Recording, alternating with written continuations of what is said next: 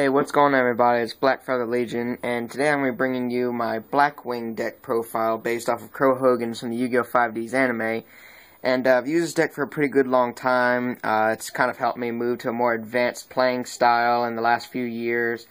And I'd like to really think that it's more traditional than anything. I'm not sure exactly how well it'd run in an event because I haven't really played in events using this deck. Though it has playtested pretty well against pretty skilled duelists that are in my area. So let's just go ahead and get right to it. Okay, first I have two Blackwing Bora the Spears, one of my favorite Blackwings, actually one of the first that I actually got, a long time ago though. Three Colute the Moon Shadows, once again another one that I like a lot, definitely helps me in some pretty hairy situations. Then I have three Blackwing Elf and the Ravens, though originally I was only supposed to have two, but I accidentally ordered two of the limited edition secret rares online, so I just went and put them all three in the deck. But I'm thinking about maybe moving one of them into the side deck once I really get that one rolling as well. One Blackwing Vira, the Emblem of Honor. I actually like it a lot, even though most people they aren't very fond of them. I have, about 1,000,001 uses for them in certain cases. Two Blackwing Shura the Blue Flames. It's another one that's kind of a general card. Definitely wouldn't work well on his own, but he helps, get like some low attack tuner monsters out. Blackwing Gale the Whirlwind. I originally had two running in this deck.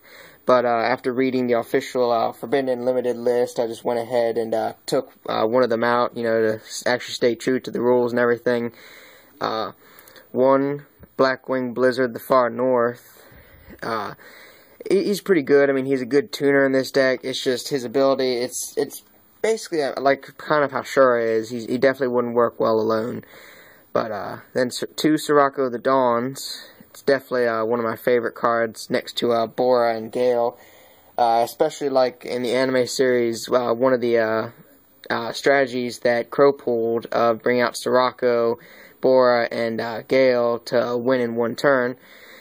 I've been trying to implement OTKs of that, to be able to deal 8,000 damage, but it's like still a work in progress. But two Feign the Steel Chains.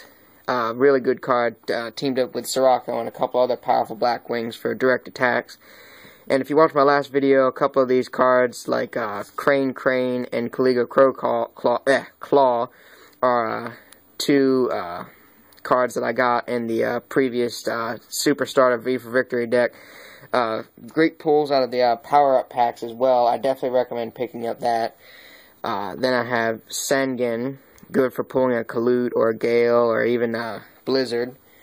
Then a Different Dimension Crow, or DD Crow. Definitely a good card when my opponent's trying to search something in the graveyard, a quick, remove them from play kind of thing. Now, some people may disagree with my strategy here, but I actually run three Black Whirlwinds in this deck. And it's a very useful card. It helps me get my hand full of, I could get Colute if I have a monster strong enough that I just summoned, or I could bring out a Gale and be able to special summon him to turn down a normal summon. It's a generally good card, and, I really like it, so it's my style. So, if you disagree, please let me know in the comments, and, maybe I'll actually change my mind, but otherwise I'm going to be sticking to it.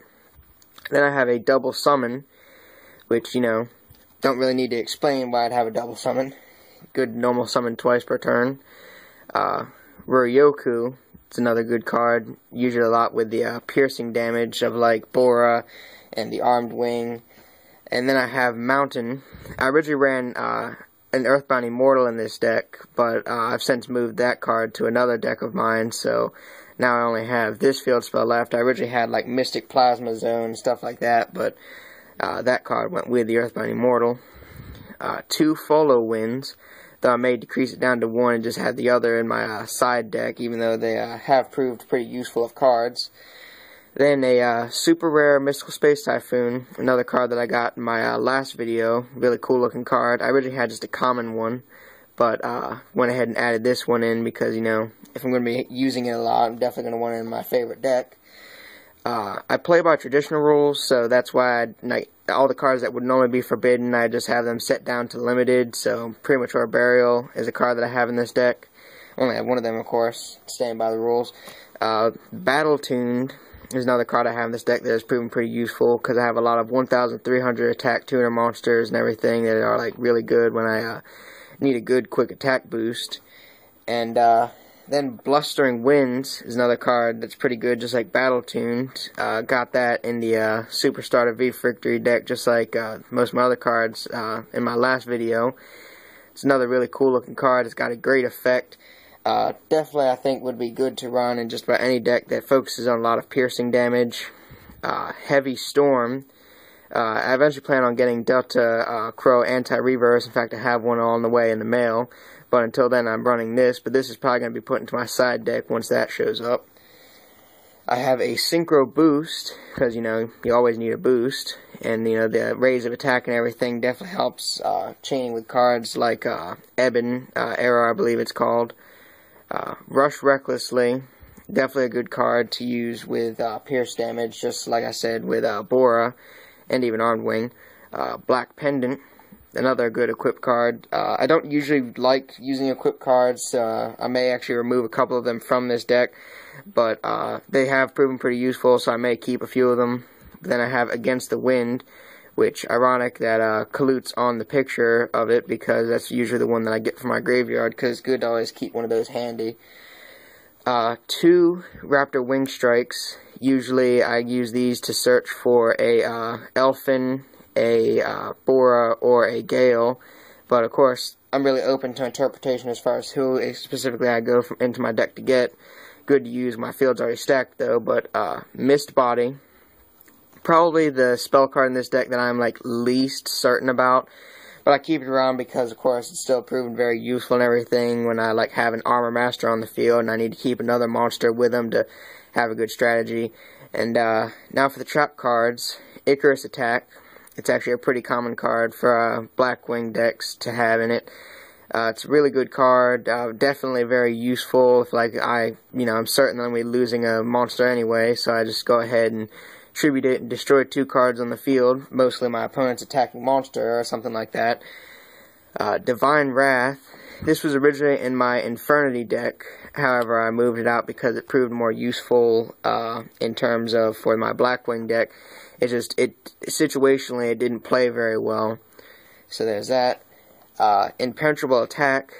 It's another card that I got in the Super Starter V Victory deck. You know, its effect is pretty good and everything. See if you can read it there. So, you know, it definitely proves to play pretty well in this deck. I've so far gotten some pretty good uses out of it. And then Trap Stun. It's another good card that I've had in this deck for a pretty long time. It's definitely one of the OG cards of this deck. You know, it really works well when I've got a good strategy work to get, you know, like Bora or somebody up to high attack points. You know, I just need to make sure that my opponent doesn't play like Mirror Force or anything like that. But then I have Mirror Force right here. It's another card that I got out of the power-up packs in my last video. It's actually one of the 2 first Mirror Forces I've ever had, fun fact. Metamorph. Most people run in a machine type deck, but I find that it kind of goes well with the theme. It's very useful on, you know, cards, you know, like chaining with Ryoku, and for piercing damage cards like Bora and Armed Wing. That's one of my main focuses, is piercing damage.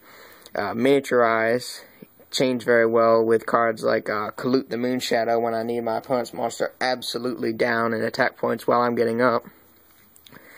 Shadow Spell. It's another card I got in my last video. One of the first 3 I ever got. Another fun fact.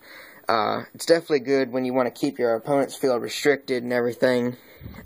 Dimensional Prison. I accidentally called it Dimensional Fissure in my last video. I wanted to apologize about that. Just, you know, in the excitement of the moment. Totally forgot about its name. But definitely like this card. I pulled 2 out of 1 pack in the last video.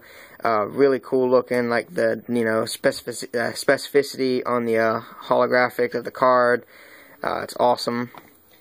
Then I have an Ebon Arrow, which is good for the non-natural pierce damage monsters like Sirocco or Elfin or even some of the Synchro monsters. And it's another really good card to have around, so it goes well in that theme. Waboku. It's another good card that really helps my field stay active, which, because I run Raboku, is one of the reasons why I'm thinking about possibly removing the Mist Body, but for different situations I may just decide to keep it. Then I have Dark Bribe, which I originally had one of these in the deck, but I kind of removed it out just, because it didn't really play test very well, but now it actually has proven, because one of my main focuses is to make sure that my opponent can't activate trap cards. That's why I also have like 2 Dust Tornadoes. And once I can fill their graveyard with normal trap cards like Mirror Force and stuff, then I have Fake Feather. Because, it can really mess them up. So, there's the initial deck. And now for the Synchro Monsters. Now, I do plan on getting a couple doubles and triples of these. I just only have 1 copy of each at the current given time. So, since this is just the version 1 of the deck, I will have other versions uploaded in due time. But for now, just to show you guys, I have the Blackwing Armed Wing. Like, it goes really well with the Bora whole piercing damage thing that I was talking about. And then, actually, my first Blackwing Synchro Monster that I got out of the Crimson Crisis pack a while back is the Blackwing Armor Master. It's got really cool design on it. I'm not sure the exact rarity of that. I'd have to look it up. I always have problems remembering the specific rarities. And then, Blackwing Silverwind the Ascendant. Like that, and the Armed Master, or Armed Wing, I think. Yeah, the Armed Wing I got offline not too long ago. And, well, that's it for today, guys. I hope you liked the video. Check out more on my channel. Sorry about that. Camera got a little bit situated wrong. I'm going to be uploading videos every Saturday from here on out. I may upload more if I have a lot to fill out through the week, or if I'm going to be going on a break at any given point. I'll probably upload a couple of videos per week to tide you guys over. And this is me signing off.